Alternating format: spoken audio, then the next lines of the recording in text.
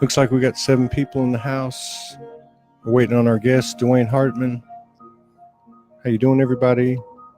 Shaz Hargreaves, Mary Cooper,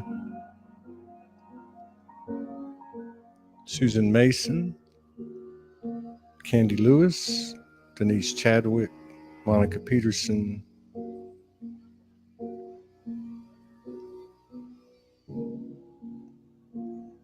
It's a powerful day today.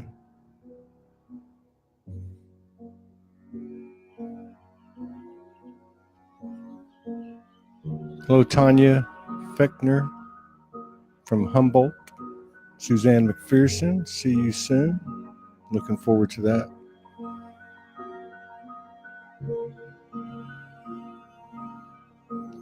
Amy Denise, Matu Ra. Yeah, it is a very powerful day.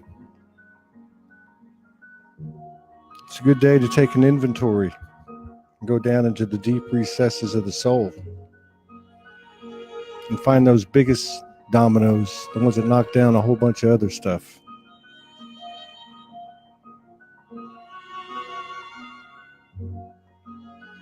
"25 people in the house.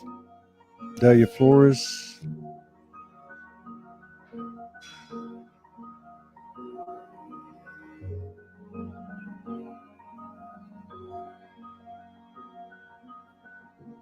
Dwaine was having a little bit of a problem. He's restarting his computer. Hello, Jackie Farrow. Thank you for that incredible recommendation on Soulogy One Studios Facebook page. And thank you, everybody, for your continued love, support, and contributions. Hello, Belgium. Greek Camus.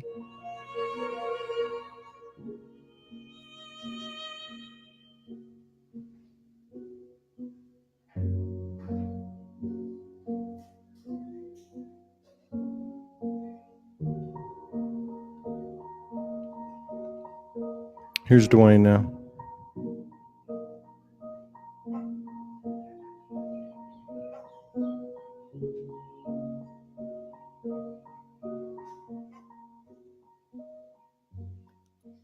Hello, Michael Fox.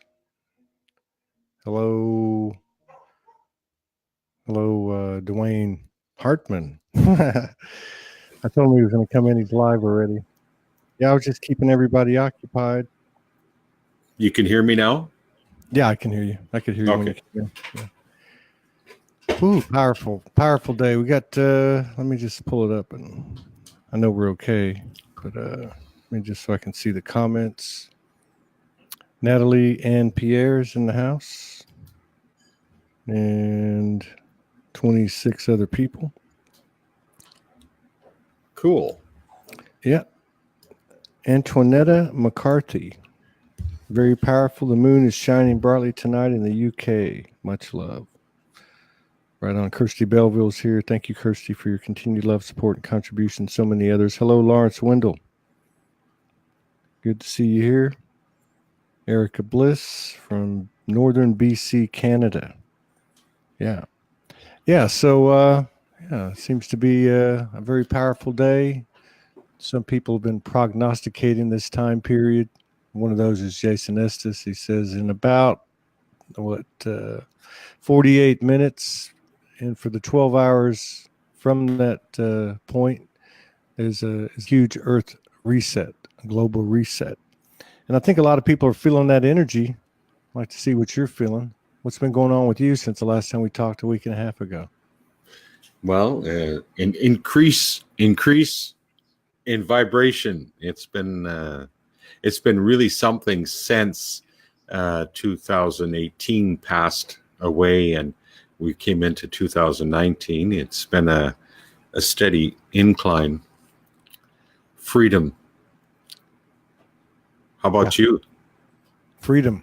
Sovereignty. Yes. Sovereignty and learning not to sweat the small stuff and learning to figure out how deep this conditioning went. Because every time you think you got it figured out, you're going to get a swift kick in the ass. So it becomes a humbling experience with more ease and grace. That's what I would say. You know, that's why I got into hypnosis in the beginning. was to learn how they were hypnotizing gods and goddesses to go to sleep, right? Because I knew deep inside that we were very powerful beings. Coming into this world, I knew that. And then that's why I got into it, was because I knew that they were using some sort of trance to trance people out. And then the delight is figuring it out and then working with people to have them release it. And it's quite simple to release a lot of the stuff. But yes, the conditioning has been going on since, I mean, we can look back to the time when they used to have the plays back in ancient Greece, and they were actually setting up the archetypes at that time. It was mandatory that you attend these events, whether you were a slave or who you were, right? It was against the law not to. Why? Because they were setting up the structure at that time. Oh yeah. So it's been going on for some time. Yeah, I think it's been going on for a long, long time. No doubt. No doubt. We could get into all different types of evidence. We talked some about it with Marco Lupour on the last show in regard to just the general part of it. But it's all through the power of suggestion and fear. Exactly. I'm writing a little piece this morning. I woke up this morning, started writing a little piece, and there was one part of it. So it's going to be taken out of context a little bit, but it's the human experience that shackled his soul, a prisoner, solitary confinement in its mind, battlefield of the God he truly is. I was talking about the masculine. Mm-hmm. But that's where that battlefield was and is and can be. But that's also the point of sovereignty and liberation, freedom and power, right? Yeah, exactly. When we realized that the majority of this was done by ourselves to ourselves, then we can free ourselves. I mean, they have done a very interesting job in corralling the consciousness, but the one thing that they really hoped wouldn't spring back up was the use of the imagination. And as soon as we can start imagining ourselves outside of the confines, then we start developing that sort of attitude in life, that sort of self-perception. Yeah. And they didn't want that. They wanted you to stay little. Yeah. Well, there's a lot of us out there that are using our middle finger to that. Yeah. And with unconditional love. That's right. Yes. Or if they ask you, just say, I'm just saying I'm number one. That's right. Take care of number one. Yes. Take care of number one, Takano power. I was talking to Marco earlier too, and one of the energies surfacing, or truths or realities surfacing this year is, what might have taken any one of 1,000 different modalities, and there's different means and methods for everybody, but to remove an implant or a block or transform energy within yourself can be done. It's becoming more and more known as everyone steps into their power, and stops looking so much outside themselves all the time, because I think some of the time we need to. But is their ability to, through their own desire, to transform, first of all, to discover whatever it is, and secondly, to actually transform it, remove it, however you want to word it. So this is going to be an interesting year as we move from the old teacher or yogi guru template to the self-empowerment God and Goddess template that is our original blueprint. God I am is all are. Yeah. It's a really interesting time, a liberating time, moving into that self-awareness of who we are, becoming your own healer, becoming your own transmuter. Moving up the scale of ascent more and more all the time. because we're understanding that the one thing that was kept from us was the fact that we were actually that which we were looking for. We're it. And coming back into that allowing that to surface, because it was there when we were born. It's that we were programmed once we got here to squelch that, eh? And then we were given a critic, and that's why in my work I help people remove the critic, because the critic is really it's not them. It's something that babies aren't born with a critic. Right. They don't sit around criticizing themselves or each other, right? They're just happy.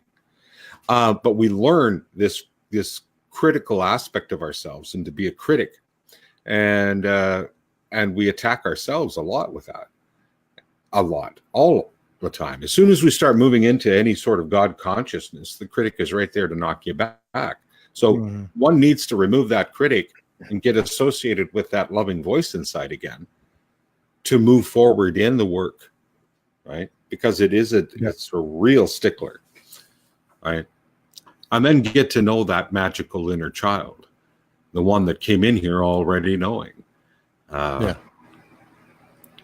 Then start to fly, because we're no longer in we knew already coming into this plane of existence why we were coming, all of it, but it got locked up in that part that they told us never to speak about, to shut it up, put it away, and put this mask on and be like everyone else. Right? You only got one? Yeah. I had quite a few of them, I think. Yeah, and it's interesting too, because that critic, like so many other things, is multifaceted. So on one hand, it's that degenerating, dogmatic BS, that's built like a wave, as it got bigger and bigger. And then the other side of it's a blindness. There's the other side of that critic that is whatever you want to call it, ego, whatever you want to call it, that a lot of us have experienced over the last 3 or 4 or 5 years, 6 years, whatever.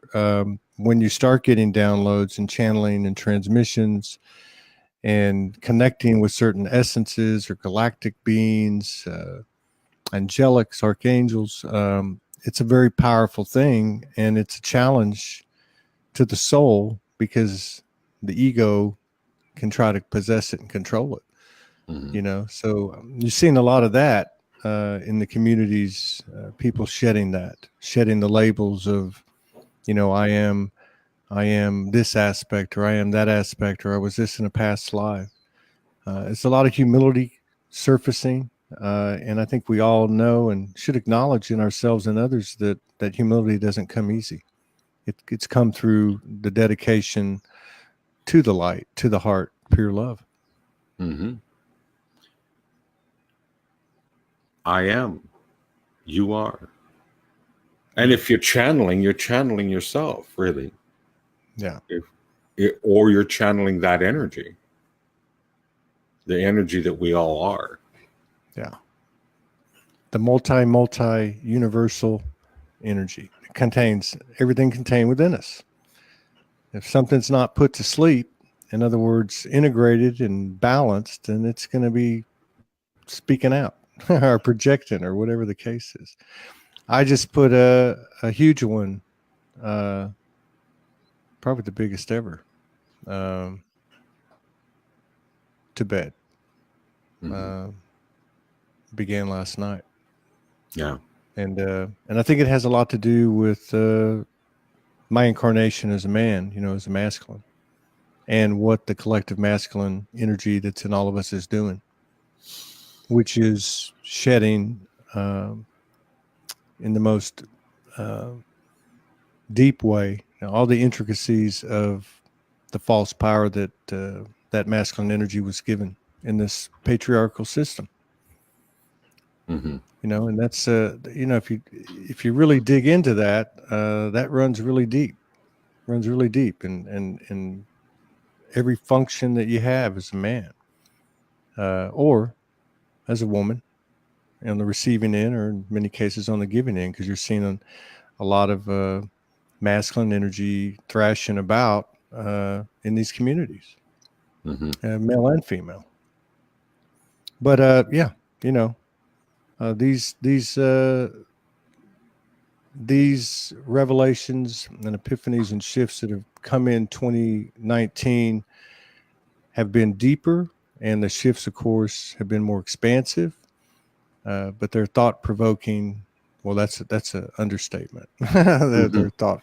It's thought provoking how deep this has all really gone.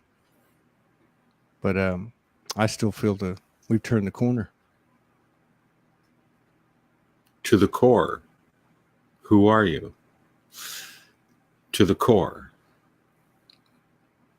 Are you human suffering is simply denial of who you truly are. Full stop. Yeah. If you're God, there's no suffering. But if you deny you are, have fun.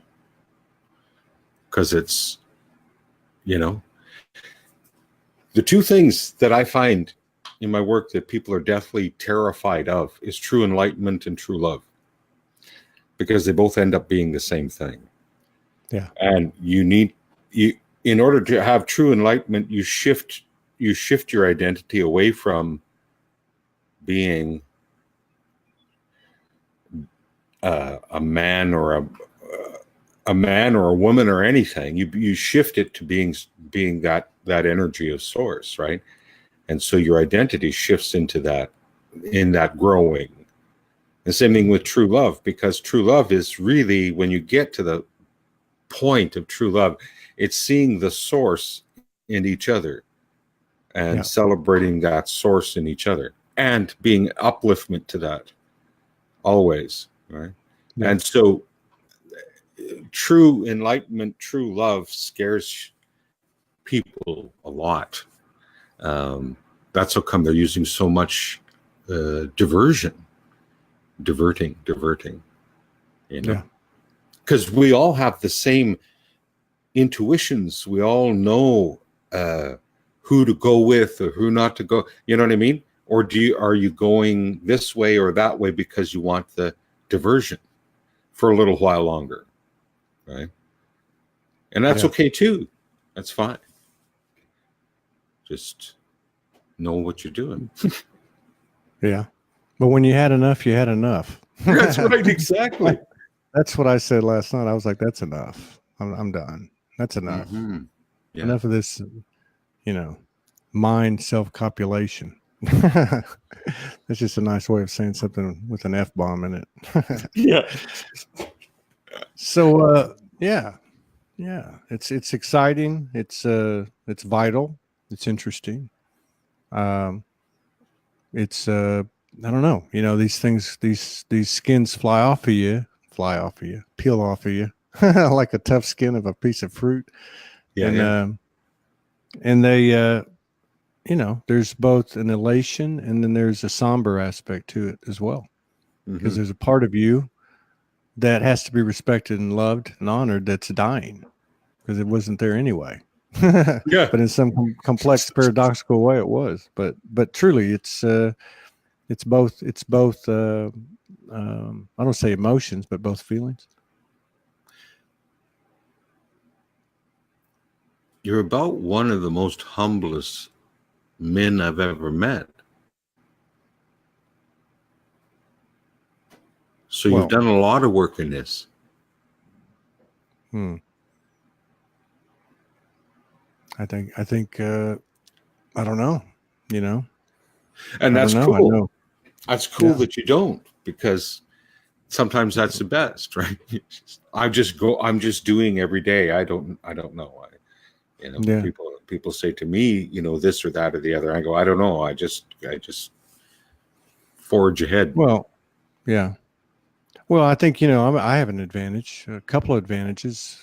We all do. We all went through this template of trauma, successive traumas to wake up. That was a gift. I mean, having a conscious relationship for 3 years with Morgan and her immense sacred wisdom, like so many divine feminines carried around for many, many years in the background, sharing with me, and then being what I do because I'm exposed to people, bare bones out in front of everybody. And you never know what you're going to get. It's like a box of Cracker Jacks, but there's always activations and exchange of soul codes.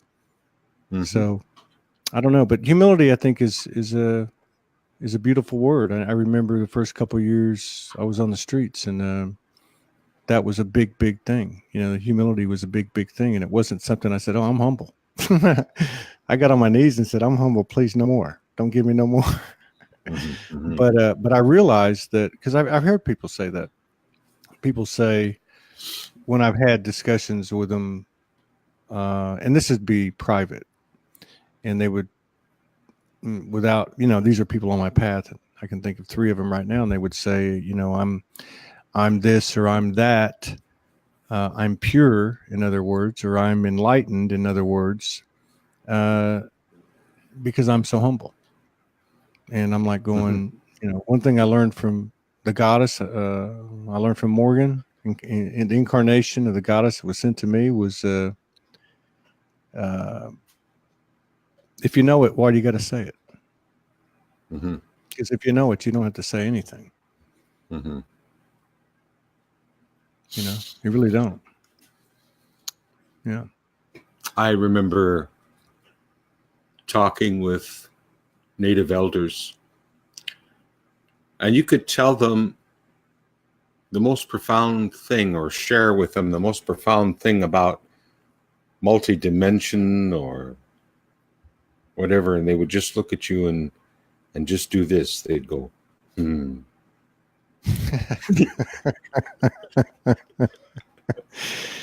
Oh, that's funny. That reminds me of but you're right. There's those people in your life. I mean, I can think of them even before I woke up, technically, and I was I was spinning on both ends. I was, you know what I mean?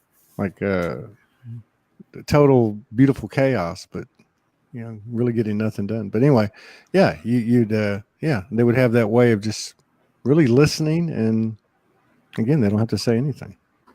Nothing. They ground it. They go to those levels, and they take it from there and ground it here. So many that I have talk about meditations, and they go to this place, and then they come back here, and they go, "Why do I have to come back?" And I ask them, "Why aren't you bringing the dimension here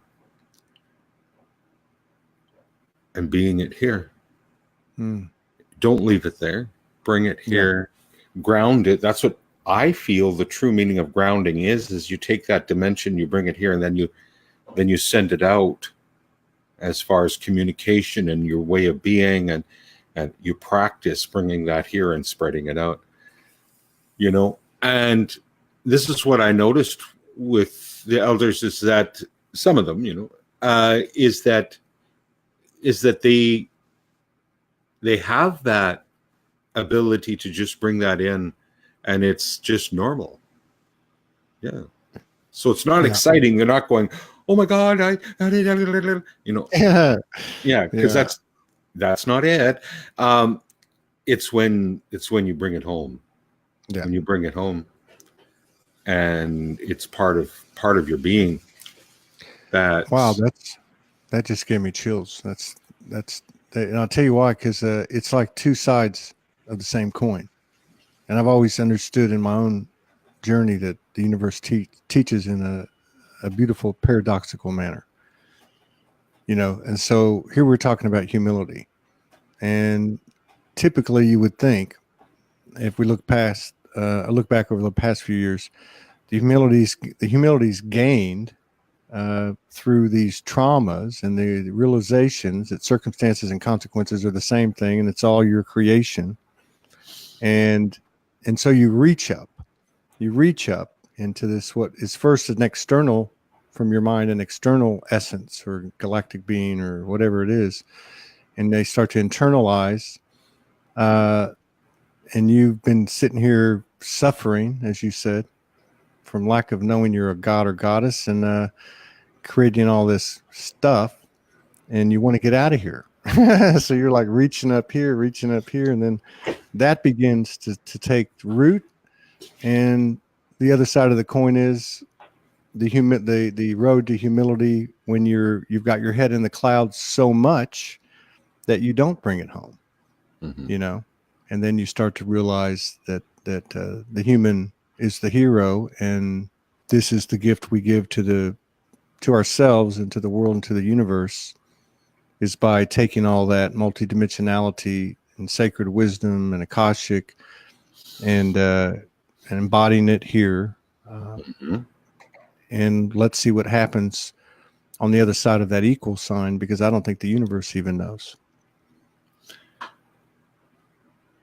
Because through you, it's getting to know itself.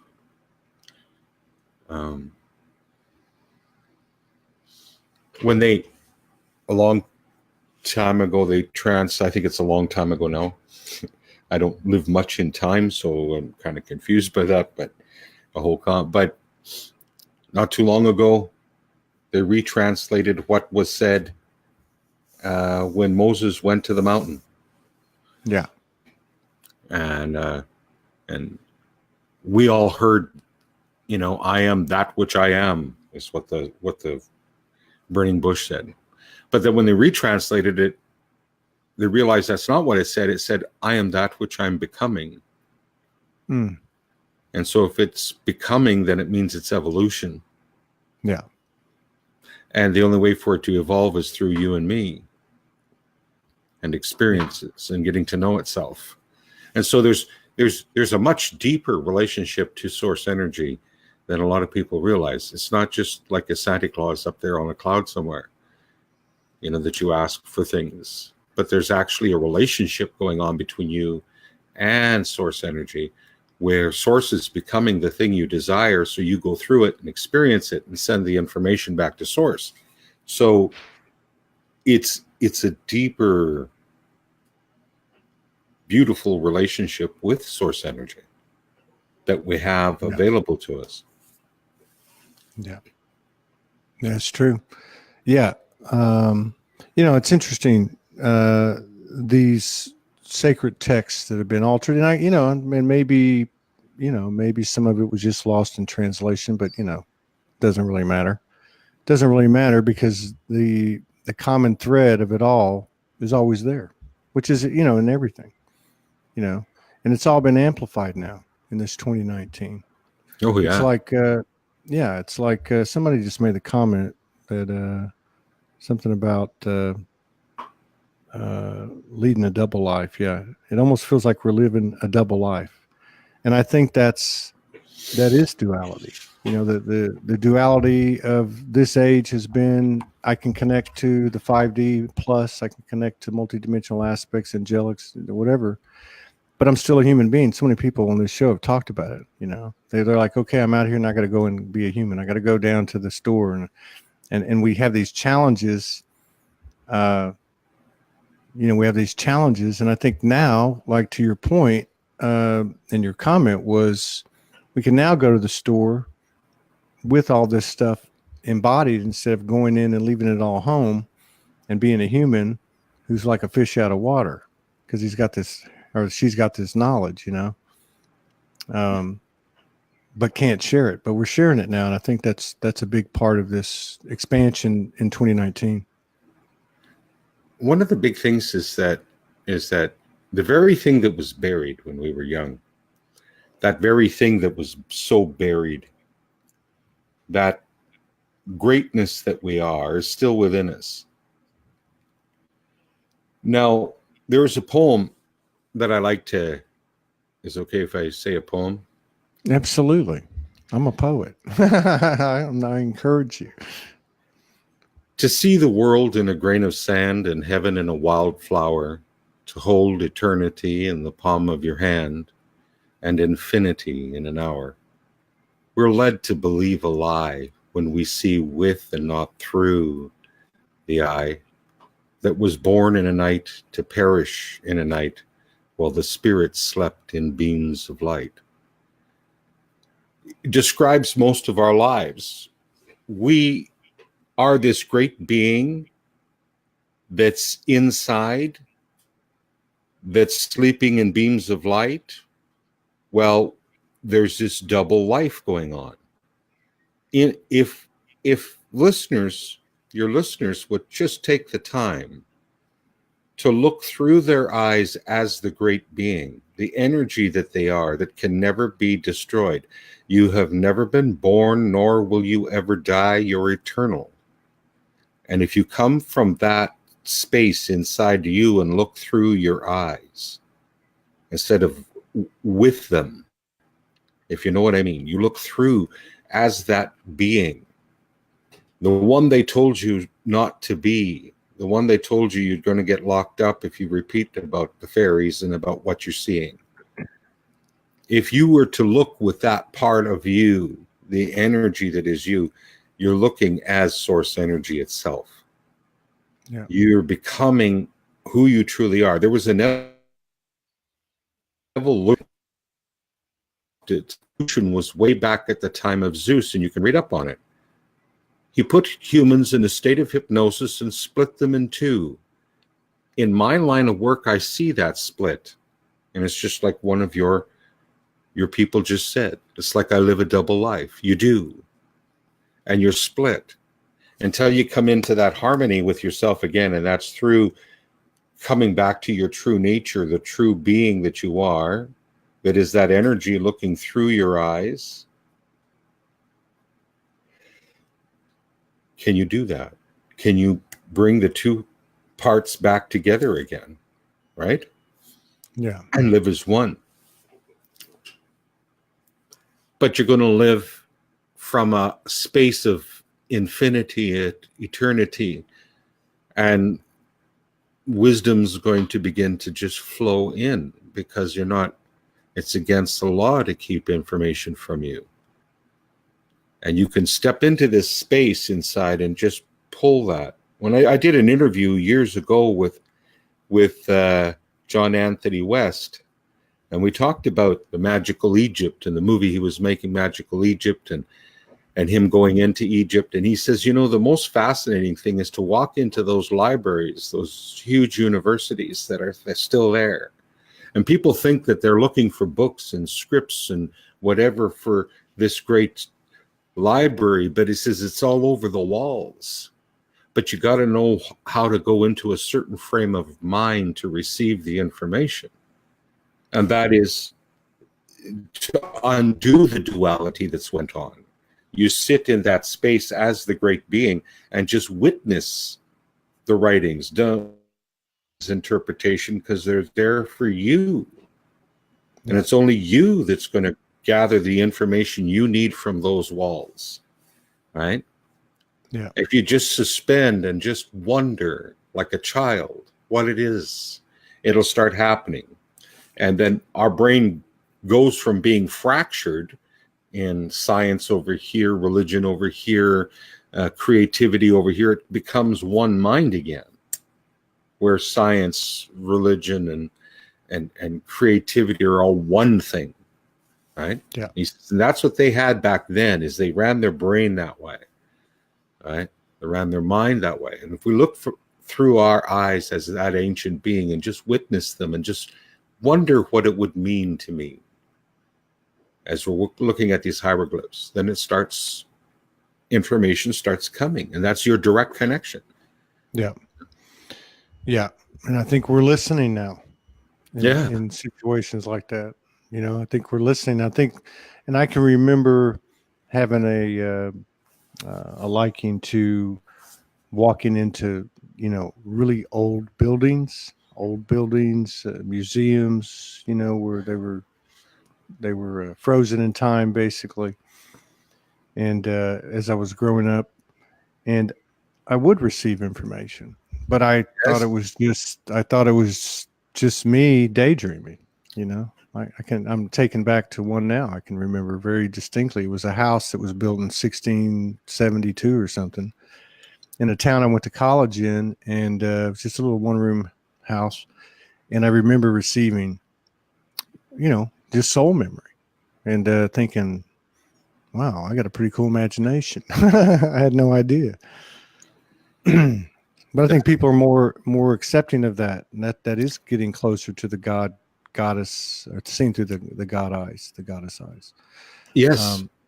And I think that's another thing about what you're bringing up too. Is in 2019, again, there was thousands and thousands of modalities to clear this or do that or whatever, and there seems to be a profound simplicity that's surfacing, which is, and something such as that, is to take a breath, see through the eyes of the God, of the one, and just stay right there, and just as a meditation, as a repetitive practice, and see what happens. That in itself will clear stuff out, It because does.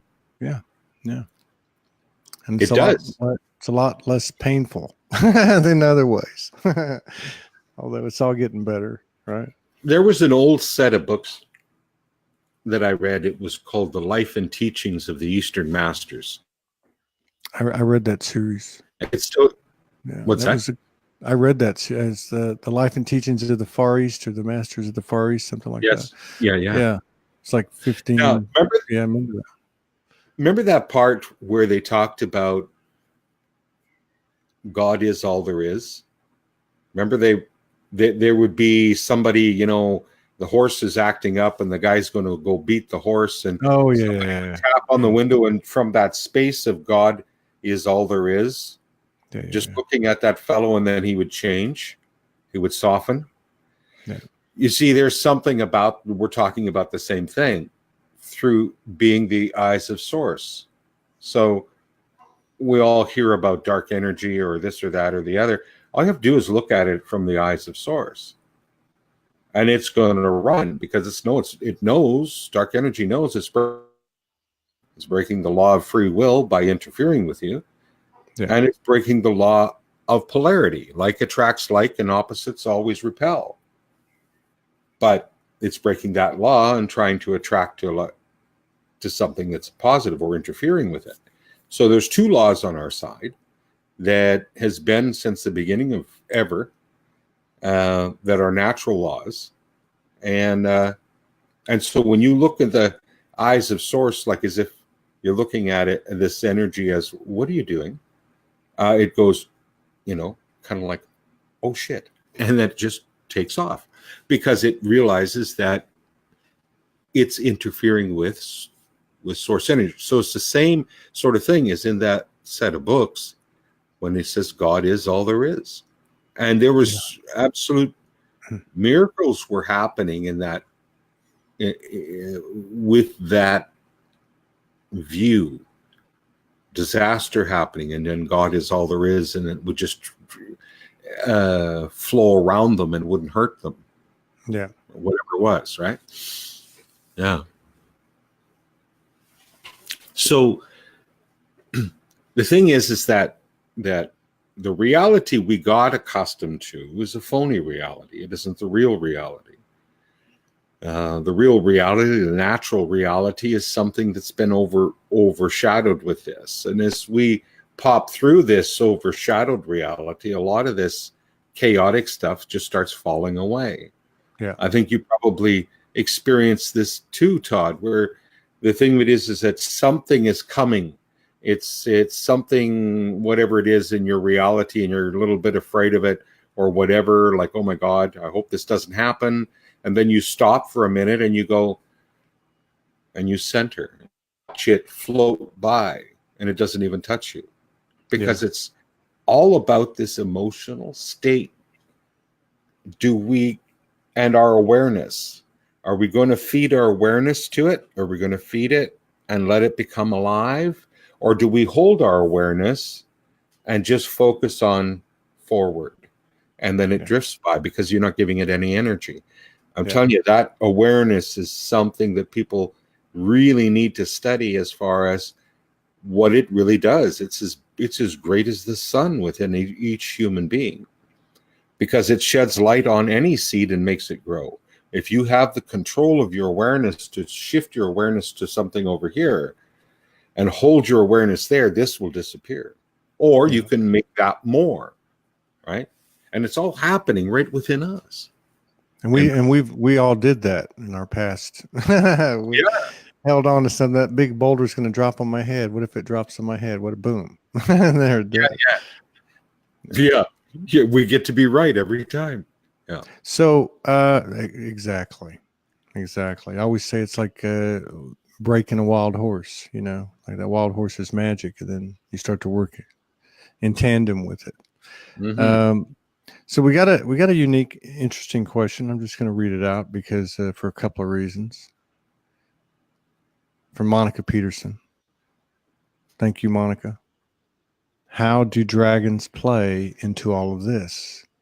And the reason I went ahead and read it out is because there's been, for the last 2-3 months, not just in my life, but a lot of people's lives, there's been the appearance, you know, so to speak, of dragon energy.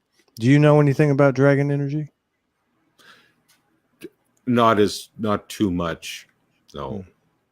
I've been approached by some folks that claim that they're white dragon. Mm-hmm. White Dragon Society. Yeah, but other than that, and I wasn't sure what it was all about, so I just, held my awareness and just waited, and it went away. But the thing is that, I mean, in the I've heard about it through magical realms of the dragons, different colored dragons, meaning different things, but that's about it. Yeah, I know about it. Yeah, and I love that. I try not. Well, we do put some questions out there when they come in. Not always. We don't do some of the things that I've seen out there. Not that there's anything wrong with it, but my feeling is in this ascension, if we're gonna move forward, you got to do what's not been done. But my take on the whole dragon thing is, I think the universe has an infinite number of faces. Mm-hmm. Certain energies are prevalent, are shown to people. Be it Pegasus or unicorns, or there is definitely a collective consciousness that follows our individual consciousnesses and development.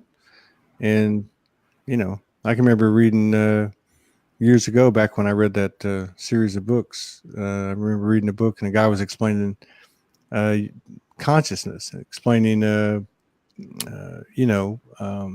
collective consciousness, and was talking about how they were doing a meditation, and it was around Christmas, and everyone's thinking about Christmas, and that was the prevalent imagery that was coming up in these meditations involving multiple people. Somebody made the comment, Beth made the comment, Katie Endercrow would be able to answer that question. True, she has a pure dragon lineage. Definitely. Katie's out there doing the good work every day. Yeah. So we got about 8 minutes left. I don't know. You want to take us through something, or whatever you want to do, freestyle it. Whatever you want to talk about something, it's up to you. It's your platform. Well, basically it's about helping people come back into what was already naturally programming started, right? And the programming started in around anywhere from 4, 5, 6 years old. The programming started, right, to not be yourself. But coming back into your true self will bring you right back into source energy and being that source energy. And so there's a little meditation that I like to have people do to help them kind of drop out of the thinking too much and drop into midbrain. And that's simply taking a deep breath in, holding it to the mental count of 3, and then looking at me and taking a slow exhale. And as you take a slow exhale, you start to drop into a different part of your mind. You start to see peripherally. And when you do, you're dropping out of a part of your mind that's programmed to act and react to this 3D level. And when you drop into this level, into midbrain, now you're operating from a more 5D level in your consciousness. So this can be very helpful to let go and to drop in here, because the top part of our mind is set up for patterns. It's set up for fear patterns. It's set up for running amok, worried, concerned, frightened. I had an old native fellow tell me one time, he says, you white guys, you're always running. I says, oh?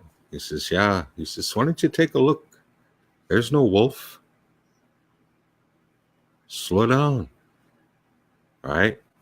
And so he was telling me to slow down, get into this part of the mind, and you'll start to see that we can operate differently from this part of our brain than up here with all the fear. Oh, I hope this doesn't happen. Oh my gosh, look at this. And if people are having trouble, try just staying out of your news feed for a few days and notice how things calm down when you focus only on your page and putting stuff up on your page that's going to help people. Because we're being emotionally tugged and pulled all the time through input, right? Input from many different areas. Your journey as you is between you and source energy, and it's a sacred journey. And a lot of people are looking for something out there that's going to fix this, but it has to come from in here. And developing your connection to source energy again, which doesn't take long because you'll remember, right? And once you do, the joy and delight and magic in your life begins to return. Because, of course, you're stopping the denial of who you are and stepping into who you are. It also takes care of a lot of anxiety and depression. As a lot of times, anxiety and depression is nothing more than sitting there too scared to do anything. And when you step out, you actually do stuff and start creating. First of all, depression goes away because you're not depressing yourself anymore. You're now activating yourself. Right? Anxiety goes away because you're not stopped, not doing anything. Usually we all come in with some sort of idea, mission, or plan when we come in here, and we're not doing it, we get anxious. And as soon as we get back on task and start moving forward, the anxiety goes away. Because it's a signal saying, time to move. Yeah. Yeah. Good advice. Yeah. I don't think it's so much, a lot of people saying it's time to step up. It's time to step up. I said it. But I think it's more of coming out. Yeah. Let's come out. We're coming out of the closet, literally, as gods and goddesses. And if this is what it took to pressure us into finally doing it, so be it. So be it. Blessings are burdens and burdens are blessings. Mm-hmm. Exactly. And you get to the other side and wow. All the little doors we walk through that we're afraid to walk through, and all the shifts and elevations are aligned. And it's a hugely expansive time for all of us. And it's a good place to be. I'm proud to be part of this vortex we call Soulogy. And I appreciate you coming on again today on fairly short notice. I look to see you again soon, either privately and or in this forum. Yeah, we'll do that real soon. Yeah, sounds good to me. All right, you guys take care. We'll be back in how long is it going to be? I think 3. I don't know, an hour, something like that. All right. We'll see you later, Dwayne. Peace out. Take care. Bye bye. Thanks, everybody.